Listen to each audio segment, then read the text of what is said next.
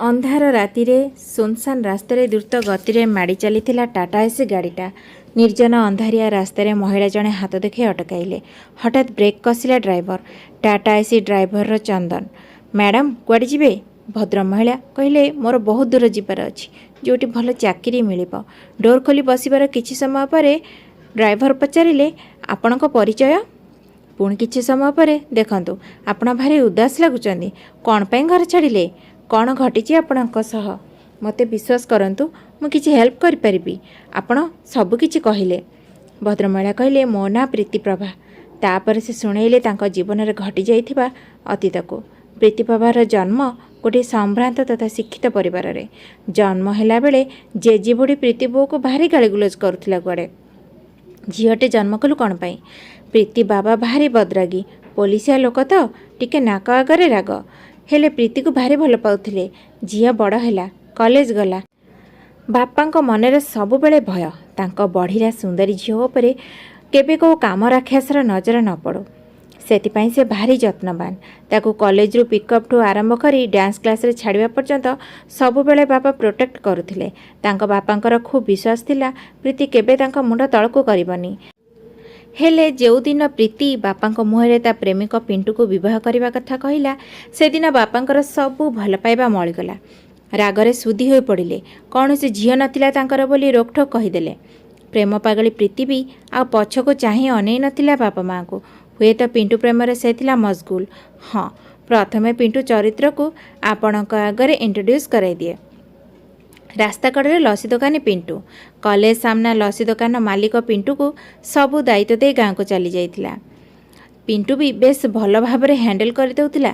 पैसा रखिबाटू आरंभ करी चमत्कार लसी बने ग्राहक को मन किणु नउतिला। से भारी भिड़ जमे तो लसी दुकान रे।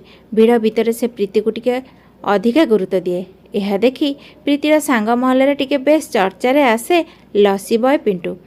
ए सबु भितर प्रीतिर पिंटू प्रति दुर्बलता सृष्टि हुए। पिंटू भी बेस सचोट आउ बेस स्वाभिमानी लगुला।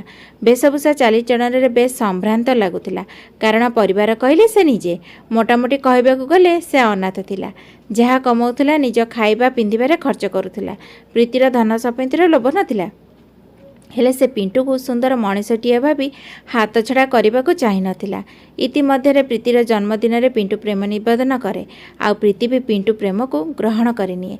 दुहे विवाह निष्पत्ति नियति। पिंटू रोजगार और प्रीति भी किसी प्राइवेट रे जॉब करिवो। तापरे तांको सुखर संसार रे किछि कमी रहिबनी। ए निष्पत्ति सह बापांक गेला झियो प्रीति बापांक घर बहिष्कृत हैला। प्रीति घर छाड़ी बेस खुशी रे थिला पिंटू सह। दुहे मन पवनर घोड़ा पिठी रे केउ एक अजणा राइजर नायक नायिका होई बेस खुशी रे संसार करुथिले। प्रीति जीवन कहानी मोड़ नेउ नेउ तेल लुणर संसार भितर प्रीति दुईटी कन्यारत्नर जन्मदात्री। एबे आउ पिंटू से भल पाइबा प्रीतिपति नाय। भारी बदली गलानी पिंटू। प्रीति उदास होई बेले बेले भावे ता जीवनर निष्पत्ति से निजे नहीं कौन सतरे भूल करदेला। तेबे पिंटूर परिवर्तनर बाट खोजी खोजी दुहे एक एमिति मुहूर्त पहुँची गले जे प्रीति बाध्य होई दु झील को धरी घर छाड़वा को बाध्य होला। झील दुईटी जन्म हेबा परे पिंटूर आउ भल पाइबा आसुनथिला प्रीति पाई। से सेमानंकु बोझ बोली मने करुथिला। सेतिपाई दिने बाध्य करी घर बाहर करदिला सेमानंकु। प्रीति पुणी थरे सब भूल को निज मुंड को नहीं प्रायश्चित करबा आशारे पोड़ा मुह को धरी बापांक निकट को आसीथिला। हेले स्वाभिमानी बापा घर हृदय तरली नथिला गेला झील पाई। पुणी बापांकर भर्जनार शिकार हैला प्रीति। राति 11टा। छुआ दुईटा को कोଳରେ जाकी कुआडे जीव कौन करिबो भाबी चिंतारे गुमुरी गुमुरी कांदुथिला रेल स्टेशन प्लाटफर्म रे।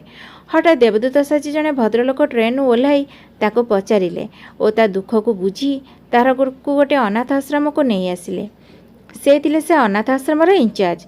से कथा देले प्रीति को तोर दुई छुआंक पेटर दाना देव दायित्व तांकर। प्रीति सेठी एडजस्ट करी जाउथिला। हेले दिने ता मुंड को आसिला दुई झील को मनीष करने पाई अधिक अर्थर आवश्यकता रही। से दुई झील को आश्रम छाड़ी बाहर को जाए अर्थ उपार्जन कर मनस्थ कला। से दिन राति से दुई झील को आश्रम लोक को हस्तांतर कर आश्रम गोड़ गाड़िला। आउ से दिन से आरंभ कला ता जीवनर कहानीर एक भिन्न मोड़। पुणी एक नुआ चरित्र ता जीवन को पशि आसला चंदन टाटा एसी ड्राइवर। अंधार काटी फर्चा ही आसुथिला।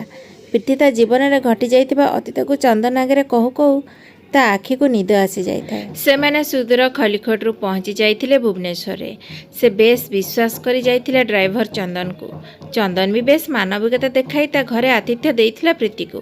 ଆଉ ଗୋଟେ ଭଲ ପଇସାବାଲା ଲୋକ ପାଖରେ ତା ପାଇଁ କାମ ଯୋଗାଡ଼ କରିଦେବ ବୋଲି କଥା ମଧ୍ୟ ଦେଇଥିଲା। ସ୍ୱପ୍ନର ସହର ଭୁବନେଶ୍ୱର, କେହି କେହି ରଙ୍ଗୀନ ସହର ମଧ୍ୟ କୁହନ୍ତି। ତେବେ ସ୍ୱପ୍ନ ଦେଖି ଦେଖି ଆସିଥିବା ପ୍ରୀତିର ଜୀବନର ମାନସାଙ୍କ ଏମିତି ଓଲଟପାଲଟ ହେଇଯିବ ସେ କେବେ କଳ୍ପନା କରିନଥିଲା। ଚନ୍ଦନ ରୁମ୍ରେ ପାଦ ଥାପିଲା ପରେ ସେ ପ୍ରୀତିକୁ କପଡ଼ା ଦେଇ ବାଥରୁମ୍କୁ ପଠାଇଦେଲା ଓ ନିଜେ ଉଭୟଙ୍କ ପାଇଁ ଚା ତିଆରି କରିବାରେ ଲାଗିଲା।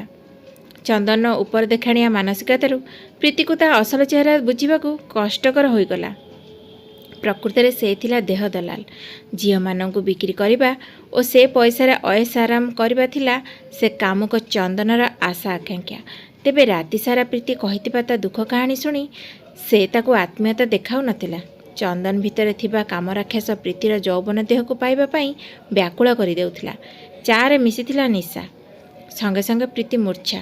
ଚନ୍ଦନ ତା ମୋବାଇଲ କ୍ୟାମେରାରେ ରେକର୍ଡ଼ କଲା ପ୍ରୀତି ସହ କାଟିଥିବା ସବୁ ଅନ୍ତରଙ୍ଗ ମୁହୂର୍ତ୍ତର ଭିଡ଼ିଓ କ୍ଲିପ୍। ଚେତା ଆସିଲା ପରେ ପ୍ରୀତି ନିଜର ବେଶଭୂଷାରୁ ବୁଝିପାରୁଥିଲା ତା ସହ କ'ଣ ଘଟିଛି। ହେଲେ ସେ ନିରୁପାୟ। ଦୈବ ତା ସହ କ'ଣ ପାଇଁ ଦାଉ ସାଧୁଛି। ବାହୁନି ବାହୁନି ମୁଣ୍ଡ ବାଡ଼େଇ କାନ୍ଦୁଥିଲା ସେ। ସବୁକିଛି ସରିଯିବା ପରେ ସେଠୁ ମୁକୁଳିବାର ରାସ୍ତା ତାକୁ ଦେଖାଯାଉନଥିଲା। ତା ଉଲଗ୍ନ ଶରୀରକୁ ତନ୍ନ ତନ୍ନ କରି କାମୁଡ଼ି ଖାଇଯାଇଥିବା କାମୁକ ଚନ୍ଦନ ଗରାଖ ଯୋଗାଡ଼ରେ ଯାଇଥିଲା। 2 ଘଣ୍ଟା ପରେ 3-4 ବନ୍ଧୁଙ୍କ ସହ ଆସି ପହଞ୍ଚିଲା। ଡ୍ରଇଂ ରୁମ୍ରେ ସେମାନେ ପ୍ରୀତିର ନିବସ୍ତ୍ର ଦେହକୁ ଦେଖି ବିୟର ପାଟି କରୁଥିଲେ। ଆଉ ପ୍ରୀତି ବେଡରୁମ୍ରେ ବସି ଆଣ୍ଠୁ ଭିତରେ ମୁଣ୍ଡ ଗେଞ୍ଜି ଗୁମୁରି ଗୁମୁରି କାନ୍ଦୁଥିଲା। ତା ଝିଅ ଦୁଇଟିର ମୁହଁ ତା ଆଖି ଆଗରେ ନାଚି ଯାଉଥିଲା। ଏଇ ପୋଡ଼ା ମୁହଁ ନେଇ ସେ କ'ଣ କରିବ ବୋଲି ଭାବୁଥିଲା। ସେପଟେ ଚନ୍ଦନ ଖୁସିରେ ମସଗୁଲ ଥିଲା ତା ସୁନା ହରିଣୀ ଖୁବ୍ ଅଧିକ ଟଙ୍କାରେ ବିକ୍ରି ହେବ। ସେ ଟଙ୍କାର ଶେଯରେ ଶୋଇବ। ସ୍ୱପ୍ନ ଦେଖୁ ଦେଖୁ ତା ନିଶା ଛାଡ଼ିଲା। ଅନ୍ୟମାନେ ଘରକୁ ଗଲେ। ସେ ପ୍ରୀତିକୁ ଯାଇ କହିଲା, କାଲି ତମ ପାଇଁ ଭଲ ଚାକିରିଟିଏ ଯୋଗାଡ଼ିଛି। ସକାଳୁ ସଅଳ ବାହାରିବ। ମୁଁ ଖାଇବା ନେଇକି ଆସୁଛି ତମ ପାଇଁ। ପ୍ରୀତି ସବୁ ଜାଣି ନ ଜାଣିବାର ଅଭିନୟ କରୁଥିଲା। ମନେ ମନେ ଠିକ୍ କରିସାରିଥିଲା ଜୀବନର ଗଣିତକୁ ସଜାଡ଼ୁ ସଜାଡ଼ୁ ତା ଯୋଗ ବିୟୋଗ କିପରି ବିଗିଡ଼ି ଯାଉଛି। ସେ ଚିନ୍ତା କଲା ଜୀବନରୁ ମାରିଦେବ ଚନ୍ଦନକୁ, ନଚେତ୍ ତାପରି କେତେ ଯେ ନିରୀହ ଝିଅଙ୍କ ସହ ସେ ଖେଳିବ ତାର ଠିକଣା ନାହିଁ। ମନକୁ ଦୃଢ଼ କଲା। ତାର 2 ଝିଅଙ୍କ ରାଣ ଦେଇ ଶପଥ ନେଲା ଜୀବନ ସାରା ଅଗ୍ନି ପରୀକ୍ଷା ଦେଇ ହାରି ହାରି ନିର୍ଜୀବ ବସ୍ତୁ ପରି ବଞ୍ଚିବା ଅପେକ୍ଷା ସବୁକିଛି ଶେଷ କରିଦେବା ଭଲ। ଚନ୍ଦନ ପାଇଁ ନେଇ ଆସିଥିଲା ଭଳିକି ଭଳି ଦରବ, ନାନା ରକମର ଖାଇବା। ପ୍ରୀତି ବି ଆରମ୍ଭ କରିଦେଲା ତାର ନାଟକୀୟ ଭଲ ପାଇବା ଚନ୍ଦନ ପାଇଁ। ଦୁହେଁ ମସଗୁଲ ଥିଲେ ବେଡରୁମ୍ର ଝାପ୍ସା ଜିରୋ ଲାଇଟ୍ ଭିତରେ। ପ୍ରୀତି ତା ଛଳନା ପ୍ରେମରେ ଚନ୍ଦନକୁ କାବୁ କରି ନେଇଥିଲା। ହଠାତ୍ ଚନ୍ଦନର ଆର୍ତ୍ତ ଚିତ୍କାର। ଫଳକଟା ଛୁରୀଟି ଥିଲା ଚନ୍ଦନର ଛାତି ଦେଶରେ। ଭାରତୀୟ ପିଙ୍ଗଲ କୋର୍ଟ ଦଫା ଅନୁଯାୟୀ ପ୍ରୀତିକୁ ଆଜୀବନ କାରାଦଣ୍ଡ ହୋଇଗଲା। କହିବା ବାହୁଲ୍ୟ ନାରୀ ଯୁଗେ ଯୁଗେ ପୁରୁଷମାନଙ୍କ ପାଇଁ ଅଗ୍ନି ପରୀକ୍ଷା ଦିଏ। ତ୍ରେତୟାର ରାମାୟଣ ଗାଥା ହେଉ ବା ଆଜିର ସାମାଜିକ କଥା ହେଉ, ପ୍ରୀତି କ'ଣ ଜାଣିଥିଲା ତା ଜୀବନରେ ଏସବୁ ଅଘଟଣ ଘଟିବ? ତେବେ ସେ ପ୍ରଥମ ଅଗ୍ନି ପରୀକ୍ଷା ଦେଇଥିଲା ଯେବେ ବାପାଙ୍କ କଥାରେ ଅବାଧ୍ୟ ହୋଇ ପିଣ୍ଟୁର ହାତ ଧରିଥିଲା।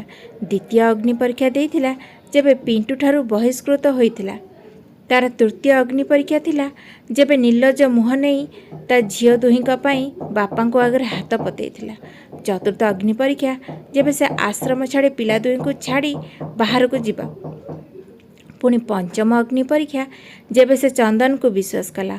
ଅନ୍ତିମ ଅଗ୍ନି ପରୀକ୍ଷା ସେବେ ଦେଲା ଯେବେ ନିଜେ ଉଦାହରଣ ସାଜି ନିଜ ହାତରେ ନିଜ ପ୍ରତିଶୋଧ ନେଇ ଦୁନିଆର ପ୍ରତ୍ୟେକଟି ନାରୀକୁ ଚନ୍ଦନ ଭଳି ଅବିଶ୍ୱାସୀ ପୁରୁଷଠାରୁ ରକ୍ଷା କଲା। ତେବେ ଆପଣମାନେ କହିବେ ଭୁଲ କ'ଣ ସେ ପ୍ରୀତିର ଥିଲା? ତେବେ ଶ୍ରୋତା ବନ୍ଧୁମାନେ ଆଜିର ଏହି ସୁନ୍ଦର କାହାଣୀଟିକୁ ଏଇଠି ଶେଷ କରୁଛି। କାହାଣୀଟି ଆପଣମାନଙ୍କୁ କେମିତି ଲାଗିଲା କମେଣ୍ଟସ୍ ମାଧ୍ୟମରେ ଜଣାଇବାକୁ ଅନୁରୋଧ। କାହାଣୀଟି ଭଲ ଲାଗିଥିଲେ ଭିଡ଼ିଓକୁ ଲାଇକ୍ ସେୟାର କରିବା ସହିତ ଚ୍ୟାନେଲକୁ ସବସ୍କ୍ରାଇବ୍ କରିବାକୁ ଭୁଲିବେନି।